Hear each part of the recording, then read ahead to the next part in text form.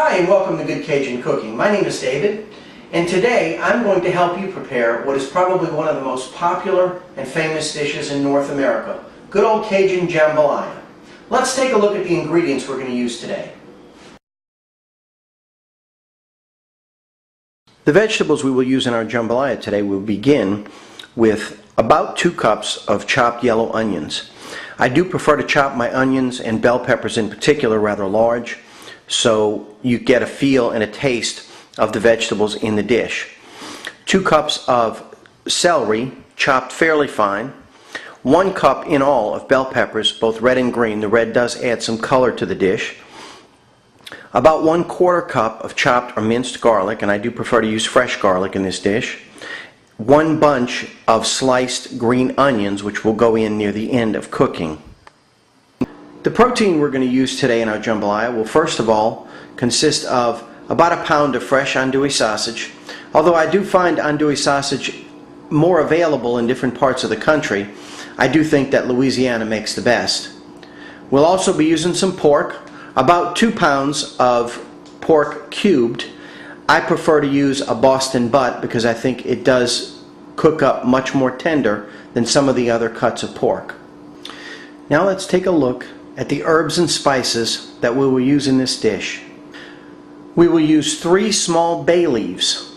The bay leaf is the leaf from the laurel tree. It adds a distinct flavor to the rice. However, it will have to be removed once cooking is complete. 1 teaspoon of ground cumin, 2 teaspoons of dry ground mustard, 2 teaspoons of red pepper, preferably cayenne, 1 teaspoon of dried thyme leaves, 1/2 cup of finely chopped parsley, and when you chop the parsley up, make sure you remove all the stems that you can see, 3 teaspoons in all of coarse kosher salt, and 2 teaspoons of freshly ground black pepper. The final ingredients we're going to use in our jambalaya today would be 4 cups of extra long grain white rice, uncooked, and 7 to 8 cups of beef stock. The beef stock I'm going to use today is pre-prepared, although I do have a very good recipe for fresh beef stock. That decision will be up to you. The only other thing we will use is some type of fat, either vegetable oil, lard, Crisco, whatever you have handy. Myself, I'm going to use bacon drippings from this morning's breakfast, about 1/4 cup.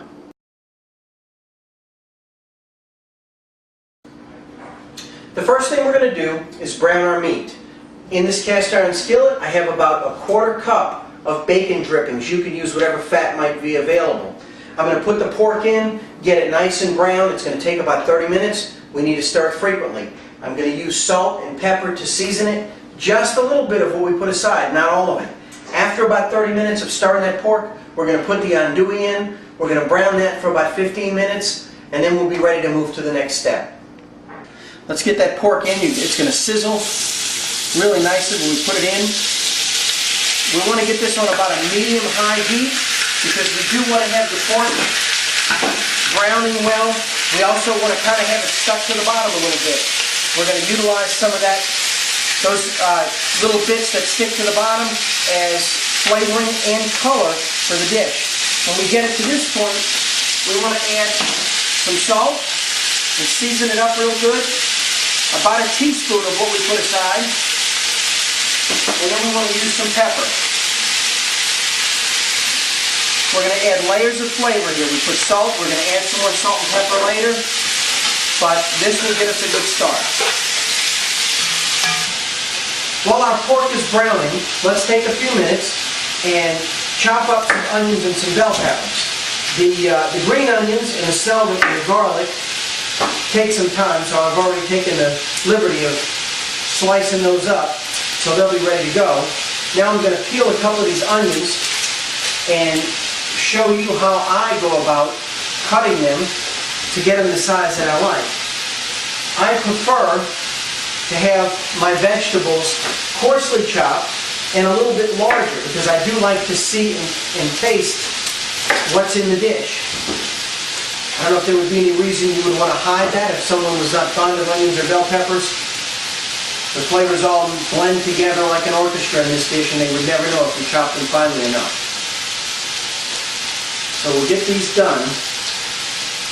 I don't know how familiar you guys are with jambalaya and where it came from, but there's really little doubt about its origin.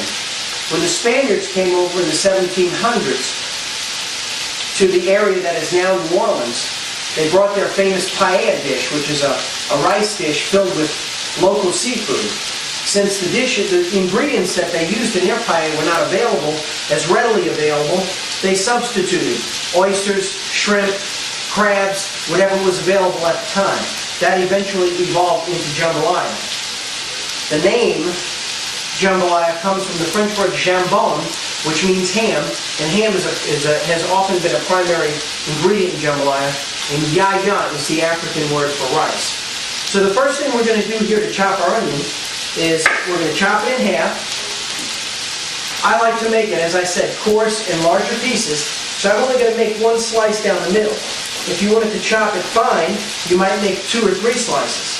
Then we come here and chop this part, make lines going across, and then we come back here. Always bend your knuckles here so you don't cut your fingertips off, and we're going to cut. Very simple to do. Just takes a little bit of practice. When we get to the end, we're just going to slice that up. And there's half of our onions, one of our onions. We're going to use about 2 cups, maybe a little bit more, of the onions in this dish. I normally don't measure it that closely, but I thought for the sake of this discussion and this lesson, it might be a little bit better if I at least gave you an idea of how much I was going to put in it. Now, there's our onion for the dish. Okay, we've cut up our onion, about 2 cups, maybe a little bit more. I've also taken the liberty of slicing up a nice red bell pepper. When I put bell pepper in, we're going to use about 1 cup, half red. The red adds a nice color to the dish, and the other half green. To get our bell pepper ready, I'm going to slice the crown off. Then I'm just going to slice these little bumps off the bottom. I'm going to set that aside, cut this in half, and then clean out the inside. Get all those seeds out and get this, as much of this white off the inside as we can, because it's going to be a little bitter. Now, it's very simple. We're going to take our bell pepper, we can lay it flat. We make slices this way. And then we're going to bunch all that up together. And we're going to make 1, 2 cuts, and we're ready. Again, I like to keep it a little large because we don't want the bell pepper to get lost or hidden in this dish. It definitely adds a good flavor and a good color to the dish. So let's do the other one. We lay it flat, we slice, we grab it all in a bunch. 1, 2, and we're ready. And there's our bell pepper and onion all ready to go. Okay, it's been actually about 25 minutes rather than 30, but I feel like our pork is in pretty good shape. We have nice little brown chunks of cooked pork. We got to be able to scrape some of the little bits off the bottom. The next step is to pour in our andouille sausage, which we're going to do here. We're going to mix that up really good, and then we're going to cook this for another 15 minutes. Okay, we browned our meat and added our andouille sausage. It's been about 15 minutes, and you can see how nice and brown everything is. Throughout the course of the cooking of the meat, I've continued to stir and scrape those little bits off the bottom so we have plenty of flavor in the bottom of the pan. Right now we're going to turn it off and let it cool for about 10 or 15 minutes. I've let my dish cool off for about 10 minutes. I've put it back on the fire. During the time it was cooling, I drained out about a full cooking spoon, big cooking spoon of the oil and fat that was in it, and I left about the same amount in. Now what we want to do is add our onions and bell peppers, and we want to mix those in really well.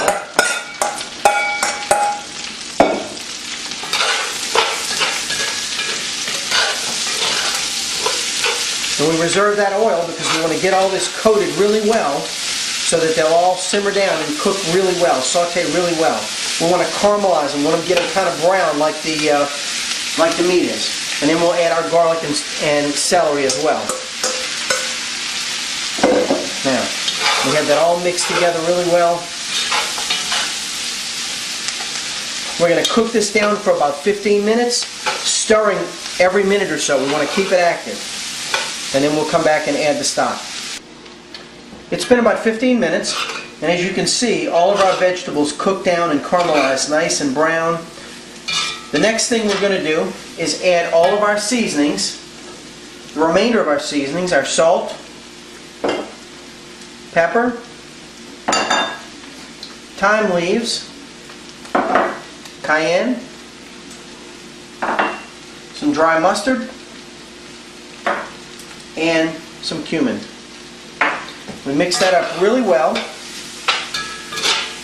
It might seem like a lot of ingredients, but the rice will absorb a lot of it. So we usually over-season. I like to over-season when I cook with a lot of rice. Now once we get all that incorporated really well, the next step is to add our stock. So we've got about 8 cups of beef stock. We add all that in, mix it around good. We're going to bring this to a rolling boil. We're going to reduce it and let it simmer for about 10 minutes. As you can see, we've let this simmer down. We've added the stock and all the seasonings. We've let it cook down for about 10 minutes. After bringing it to a rolling boil, I reduced the temperature to about a 3 on my stove. I have an electric stove. That would be a low heat. And we've cooked it down really nice. Now we're going to add our green onions. We're going to add some 3 bay leaves, some finely chopped parsley, and mix all that up really well. And then the final step is to add our rice. We've got 4 cups of long grain rice. We're going to add here, mix it up really well.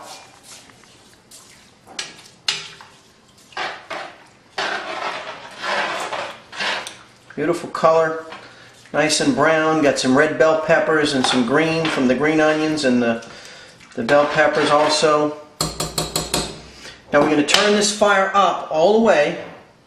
We're going to bring it to a boil, and as you would a normal pot of rice, you bring it to a boil. Once it boils, you reduce it down to a very low heat, cover it, and then leave it alone for about 30 minutes. In 30 minutes, you want to check it, see if the rice is tender enough. If not, give it another 10 or 15 minutes. Okay, it's been about 40 minutes, and I've been back into the kitchen to stir it 2 times. This is where we are. This is what it looks like. You can see all that beautiful brown color that's in there. You can see the red bell peppers. You can see green, you can see onions, and you can see the bits of meat that are in there. This is beautiful. This is exactly what it should look like. If you look at it or you taste it and you feel like the rice is not cooked well enough, you can always add just a little bit more stock, a cup at a time, and let it cook down for a few more minutes. This, I think, is done exactly the way we want it. We want to go ahead and find and pull out our bay leaves, which may take a minute since I did stir it a couple of times, and then we're ready to serve. And here's our finished plate of jambalaya. You can see the beautiful green and red color from the bell peppers, the deep brown of the rice, from the pork, the sausage, as well as from the beef stock. You can look at it and see it has pieces of pork and sausage. Let's go ahead and take a bite.